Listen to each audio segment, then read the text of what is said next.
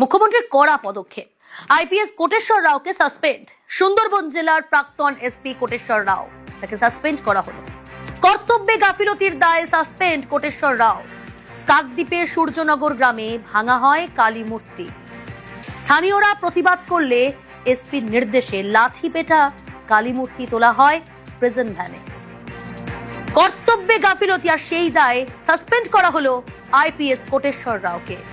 সুন্দরবন জেলার প্রাক্তন এসপি কোটেশ্বর রাও।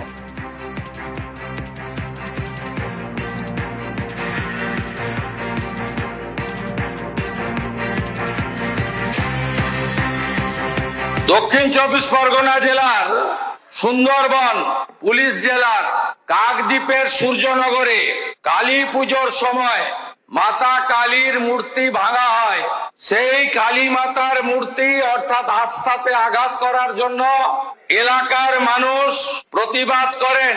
বেলা 12টার সময় তৎকালীন সুন্দরবন জেলার পুলিশ সুপার আইপিএস কোটেশ্বর রাওর নেতৃত্বে 500 পুলিশ গিয়ে জনতাকে ছত্রভঙ্গ করে, ব্যাপক লাঠিচার্জ করে। তারপরে মাতা কালীকে প্রিজন ভ্যানে তুলে থানায় নিয়ে যায়। আইপিএস কোটেশ্বর রাওকে সাসপেন্ড ঘোষণা করলাম। আইপিএস কোটেশ্বর রাও, তাকে সাসপেন্ড করা হলো। সুন্দরবন জেলার প্রাক্তন এসপি কোটেশ্বর রাও। একেবারে কড়া পদক্ষেপ মুখ্যমন্ত্রীর। কি কারণে সাসপেন্ড? কর্তব্যে গাফিলতির দায়ে সাসপেন্ড কোটেশ্বর রাও। কাকদ্বীপের সূর্যনগর গ্রামে ভাঙা হয় কালী মূর্তি। স্থানীয়রা প্রতিবাদ করলে এসপির নির্দেশে লাঠিপেটা করা হয় সেখানে। কালী মূর্তি তোলা হয় প্রিজন ভ্যানে। কর্তব্যে গাফিলতি আর সেই দায়ে সাসপেন্ড। স্থানীয় বাসিন্দা তারা কি বলছে?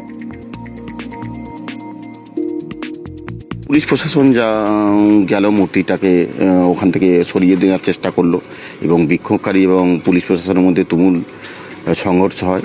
বিক্ষোভকারী পুলিশ ধস্তাধস্তি, মূর্তি কাড়াকাড়ি, ছিনতাই। তারপর তো গোটা রাজ্য তথা দেশ দেখেছে যে মূর্তিটাকে পুলিশ প্রিজন ভ্যানে তুলে নেয় এবং সেই মূর্তি ভ্যানে তুলে সরিয়ে ফেলা হয়। পুলিশ প্রশাসন অতটা কঠোর না হলে পারত। আরও অন্য কেউ জড়িত আছে, তবে তাদেরকে আড়ালে রেখে অন্য কারোর উপর দায়ভার চাপিয়ে তাদেরকে অ্যারেস্ট করা হয়েছে। এসপি সাহেবের এতেই সব কিছু হয়েছে, যেটা আমাদেরই ধারণা। কারণ এটা যদি ওই সময় যদি ঠিকভাবে যদি তদন্ত হতো তাহলে সত্যিটা সামনে আসতো। সত্যিটাকে আড়াল করেই দেওয়া হয়েছে।